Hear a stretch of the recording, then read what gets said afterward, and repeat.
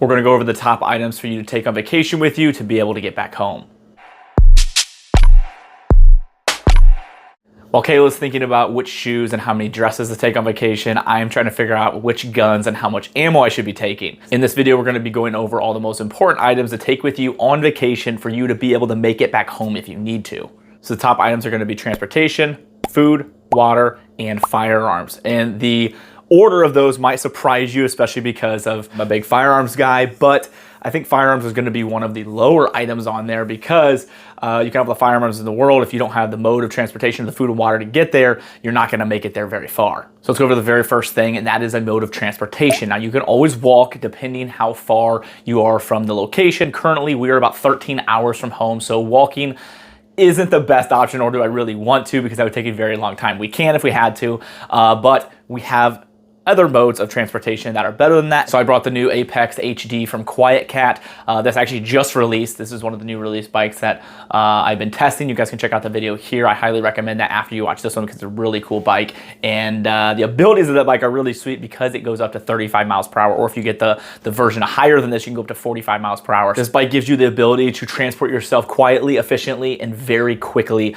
at those speeds. So we brought the electric bikes down was for riding them on the beach, taking them out to dinner, and just being able to enjoy them together because we don't have kids on this vacation. So it's just me and Kayla, and we want to be able to ride around and have to take the truck everywhere we go. It's just easier, especially here on the island. It's easier to ride the bikes instead of having to drive the vehicle. Now the secondary reason is obvious, and the fact that if something were to happen, we would have a way to get back home if the truck wasn't able to move, if something happened to it, or if roads were locked. You'd be able to take the bikes out and we'd be able to travel that way.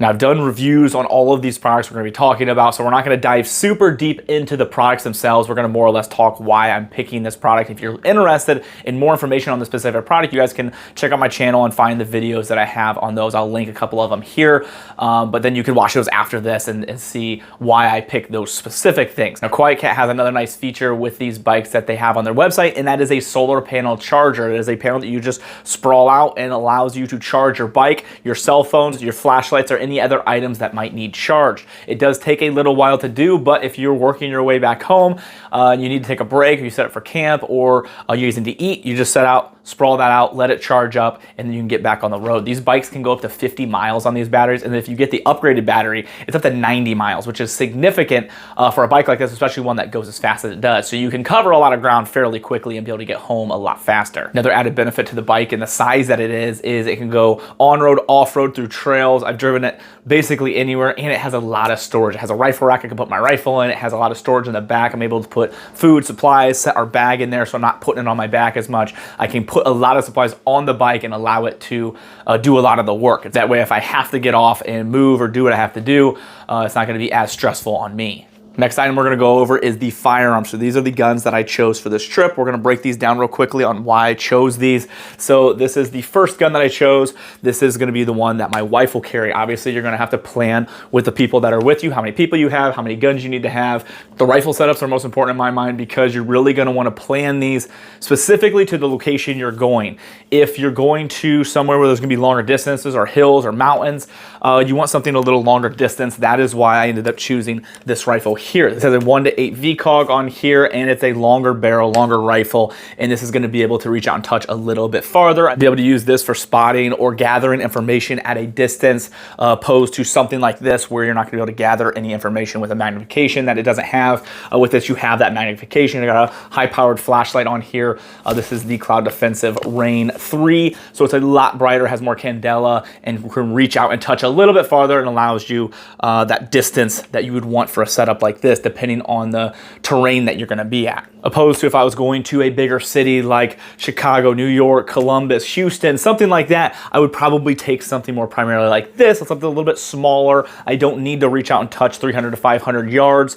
Something that has still a solid light, a suppressor, actually night vision capabilities, which we'll discuss here in a second. Now you'll notice I have suppressors on each of these. I think that's really important, especially because I don't feel like putting hearing protection on the whole trip and travel that we're going to go. So I want to be able to be a little bit more quieter and think of us as a person, if we have to shoot these guns, me not to be able to hear as efficiently as I would want to. So suppressors, I think, is a really important thing to add to a gun like this to be able to get back home. I want something smaller like this just because for my wife, I wanted something a little bit smaller, something easier for her to control, but it also has a couple things in here that I think is important if we need it. It has a folding stock adapter. The gun is small with a suppressor, so we could take all this down and we can slide it into one of the Vertex bags I bring. I always bring an empty bag to be able to put stuff in if I need, but I can slide this in the bag if we want to be more discreet and not say, hey, we got a gun on us. We can slide it in there and it just keeps it a little more hidden, but you have the capabilities to come out if you need, and you have the rifle available. Next, this one has night vision capabilities on this. This isn't the best night vision setup that I have. I've got a D-ball on my other rifle, but it didn't really fit the specific need that I wanted for this gun, so I ended up taking this one because I knew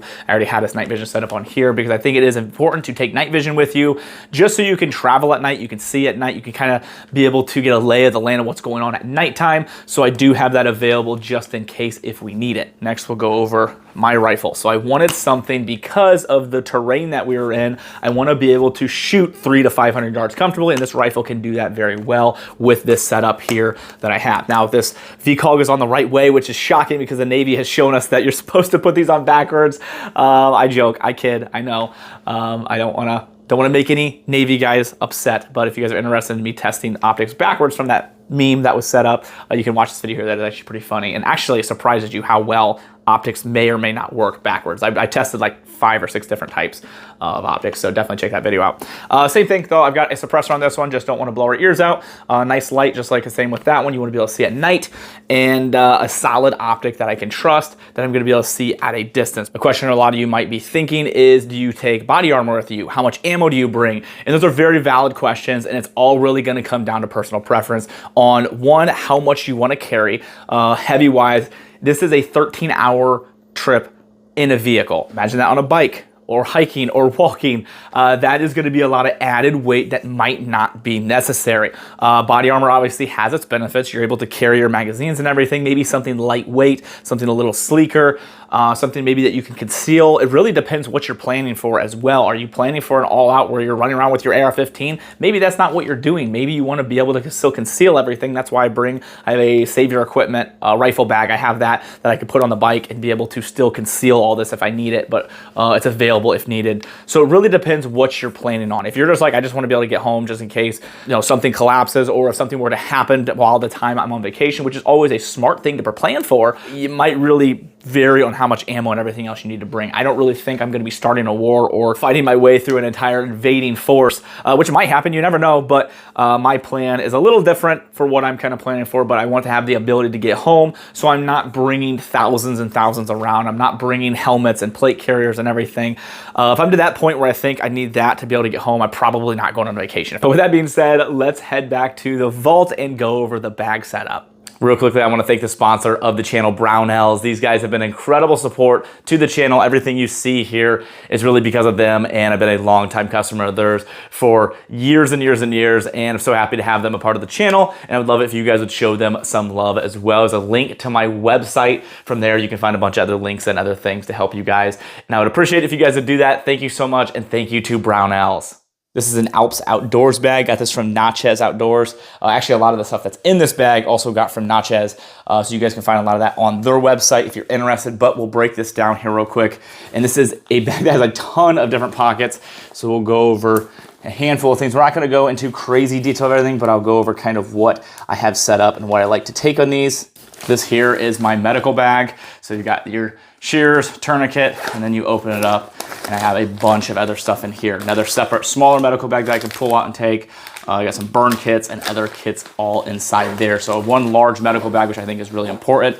Also making sure that you have the training for the stuff that you're actually going to carry. Don't just add a bunch of fluff to your medical bag because it looks cool. I have medical training, advanced EMT, I've been one for the last 11 years. So I have the training to be able to use everything in here. So I recommend if you don't have the training, get it. If not, take that stuff out and put stuff in there that you know how to use. I would rather see a medical bag full of tourniquets and 4x4s than a bunch of NPAs and other other items that you're never using or know how to use that are just gonna take up space. Let's get that out of the way.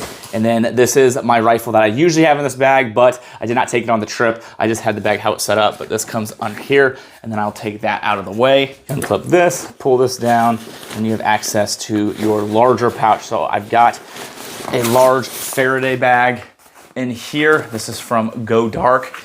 And what this allows you to do is, if there's an EMP or anything happens, all the electronic devices, in theory, inside here will be okay. So what I have is some communication devices. I've got one for me, one for my wife in there, and then a couple other items that I would like to have with me while traveling, just in case something happens. And then you fold that up and everything stays in there and should be safe. The next two things are two of the most important. You've got water purification and food supply. So this is freeze-dried food, lasts 15 to 25 years. There are baggies in this bucket. You can pull them out and you can put as many as you would like in your bag depending how long you think you need or how many people. Freeze-dried food is awesome. If you've never tried it, I highly recommend looking into it and all the benefits. I could do an entire video, and I probably will, on freeze-dried food. My brother has a freeze dryer and does it himself, but I have been buying these once a month just to make it not so expensive and to help me supply, especially being an election year. But food supply is massive, and then your water supply. So this is a rapid pure, and what's nice about this is it comes with these little filters. So it comes with one filter and it lasts up to 75 gallons, at least that's what it says. Depending on the cleanliness of the water, if you are going downstream and you're boiling it, you can make it last longer. But what I did is I ended up purchasing a second one because it actually fit better in here to have both of these in there, not rattling around. And now I have, in theory, 150 gallons of purified water in one little bucket. So you're able to scoop water out of the creek and then drink it through the filters and you're good to go. I would highly recommend filtering it some other way, making sure that you're doing moving water downstream through a filter device or using like iodine tablets or whatever you have, just to make these last longer. But I should be able to last a very long time, at least for sure 5 days if I needed to. But water and food are two of the most important things that you can have in this bag.